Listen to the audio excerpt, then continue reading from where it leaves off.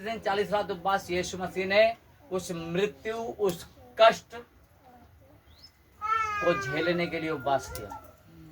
जो 40 दिन उपवास उसने किया, 40 दिन 40 रात उपवास इसलिए किया कि जो सामने मृत्यु आ रही, जो प्रभु ने उसको ऑनलाइन दिखाई कि देख ऐसे मृत्यु तुझे झेलना पड़ेगा, तो तू सोच क्या करना है। पवित्र आत्मा की सामर्थ्य चाहिए तुझे, स्वर्गदूतों का साथ चाहिए तुझे और ताकत चाहिए इस मृत्यु को झेलने के लिए। तब यीशु मसीह ने 40 दिन 40 रात उपवास किया।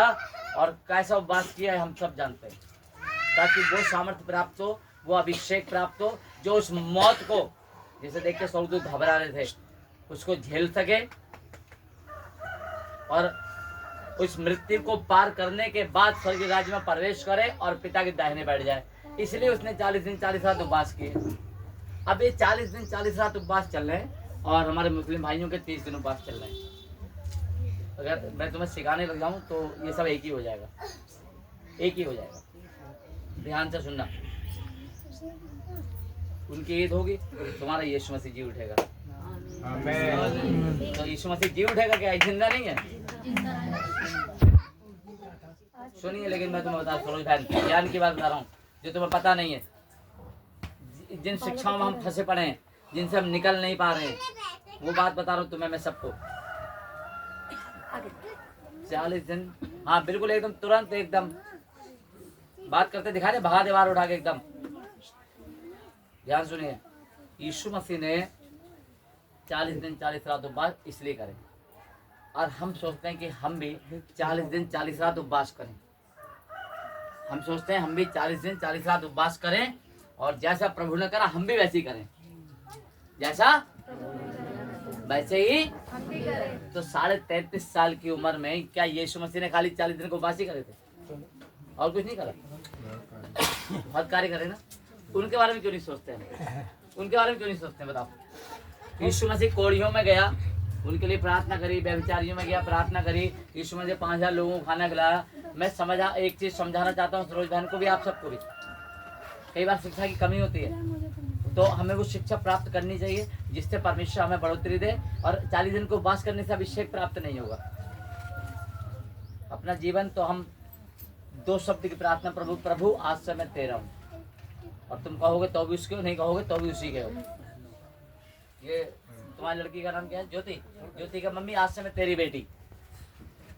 फिर आज से इसकी बेटी हो गई। फिर है आज से मैं अपना जीवन तुझे देना चाहती हूँ। अरे नहीं तो पहले किसे दे रखा था? गहराई से समझो। यीशु मसीह ने 40 दिन 40 रात उपवास किए। अब हम सोचते हैं हम भी 40 दिन 40 रात उपवास करें और इसके बराबर हो जाए, उसके हमारा भले के उद्देश्य ना हो, लेकिन 40 दिन 40 रात उपवास करेंगे, हम खूब धर्मी बन जाएंगे। 40 दिन एकदम, न गाली, न लड़ाई, न झगड़े, न कलेश, न ये न वो, न पानी, न चाय, न रोटी। हमारे मुस्लिम भाई लोग खुद भी नहीं निकलते हैं, है ना? अब 30 दिन निबट जाएंगे और ईद हो जाएगी। फिर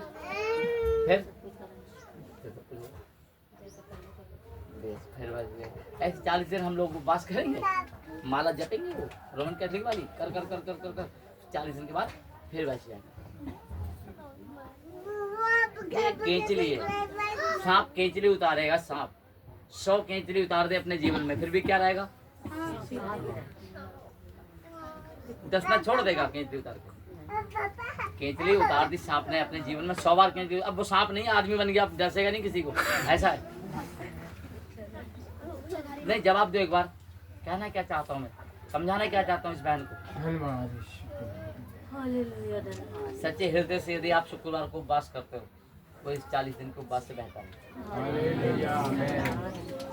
सच्चे हृदय से मंगलवार को आप उपवास करते हो, इस 40 दिन के उपवास से बेहतर है। हम उसकी समानता में कभी नहीं जा सकते हैं। बस अपना जीवन पवित्रता से जिए। कल उस परिवार को मैंने जब उस परिवार को मैंने बताया तो उनकी भी आंखें खुली। यीशु ने क्या कहा है? दाऊद कहता है मैं भोर को प्रार्थना करके तेरी बाट जो हूँगा। और उपवास का मतलब मैं आपको समझा दूं, सही बात। उपवास का मतलब होता है, उप माने होता ऊपर, यानी खुदा के साथ वास करना, यानी उसके संग रहना, उसके संग रहना। उस समय में हमें बहुत प्रार्थना करनी होती है, बहुत बाइबल पढ़नी होती है। जब हम उपवास करते हैं अपने मुंह को बहुत शांत करना पड़ता है और खुदा के साथ समय बिताना पड़ता है, तब हमारे उपवास वो होते हैं फायदेमंद। ना उसमें लड़ाइयाँ, ना झगड़े, ना करे। हम उपवास में तो हैं और शैतान हमको डिगाए पड़ा है, बहकाए पड़ा है। मेरे प्रियो, ये 40 दिन 40 रात जो उपवास हैं, है ना, आप दिन का उपवास कर रही, रात का नहीं कर रही होंगी, ये 40 दिन लगातार कर रही हैं, है नहीं? समझो बहन क्या कह रहा हूँ, क्या कहना चाह रहा हूँ मैं। तो आप करिए, कोई बात नहीं, हम सब आपके लिए प्रार्थना है। लेकिन मैं आपको बता रहा हूँ कि जैसा फिर यीशु ने किया फिर वैसा ही करें।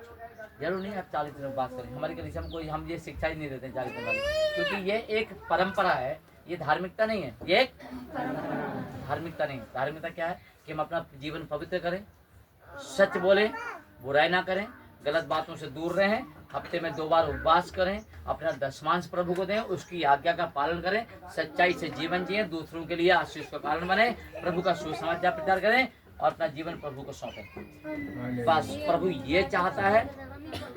अब हम दुनिया के काम तो कर रहे हैं, 40 दिन उपवास भी कर रहे हैं, और जो प्रभु कर रहा है वो भी नहीं कर रहे हैं। मैं एक उदाहरण दे रहा हूँ। फिर ये तो वो हो गया कि हमने केचली उतार दी, फिर थोड़े दिनों में केचली उतारेंगे, अगले साल 40 दिन में फिर केचली उतारेंगे।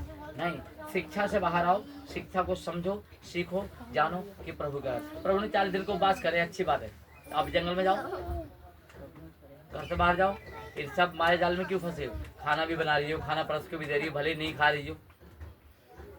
प्रभु तो इस सब चीजें दूर हो गए। कब मन में लालच नहीं आया था? सोचो दिमाग से। तो आप ये ना करके आप करिए, इस साल कर लीजिए, कोई बात नहीं, हम आपके लिए दुआ करेंगे। केवल आपको जो मैंने बताया आप वो करिए। आप खुद कहेंगे कि हाँ 40 दिन के उपवास में और ये जो हफ्ते के 2 उपवास हैं इसमें मुझे शांति।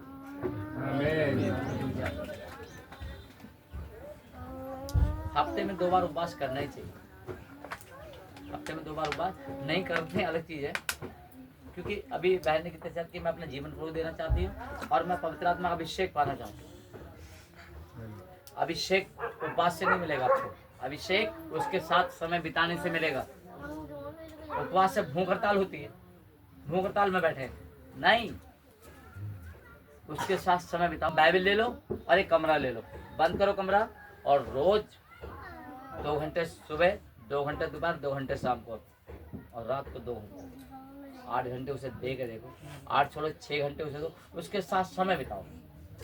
मूसा 40 दिन, कितने दिन? 40 दिन। कौन से पर्वत पे था? पक्का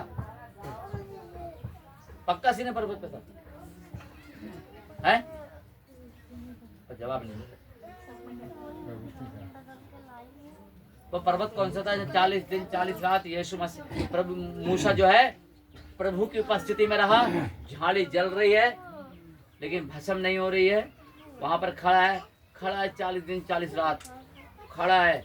तो बस हो गया उसका 40 दिन 40 रात मेरे परिवार, और वो उसकी उपस्थिति में रहा। जब वो नीचे उतर के, उसको आज्ञा दी 10, जब वो नीचे उतर के आया ना, तो उसके चेहरे, ये बल्ब तो धीरे जल रहा है, इसको तुम देख सकते हो, उसके चेहरे से आग निकल रही थी, चेहरे से आग, वो अभिषेक था। तो और आदमी लोग ना, उनकी आंखें चौमिया जा रही थी, मतलब उनको दिखे, अंधे हो जा रहे, कई अंधे हो गए।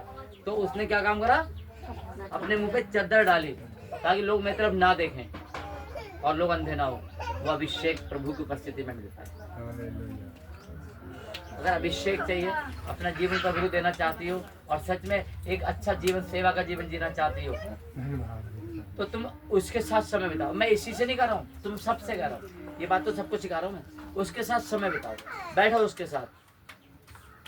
और समय नहीं है, कई लोगों को इतना भी समय नहीं कि संडे चर्च आ जाए, इतना समय भी नहीं है। उसके साथ क्या समय है? उसके साथ जो समय बिताएगा वो उसकी सुनेगा, उसके साथ जो समय बिताएगा वो उसकी सुनेगा, क्योंकि वो फिर उससे बातें करेगा। जब तुम उसके साथ समय नहीं बिताते तो वो तुमसे बात नहीं करता, तुम अपनी प्रार्थना करके हट जाते हो। उसकी भी तो सुनो।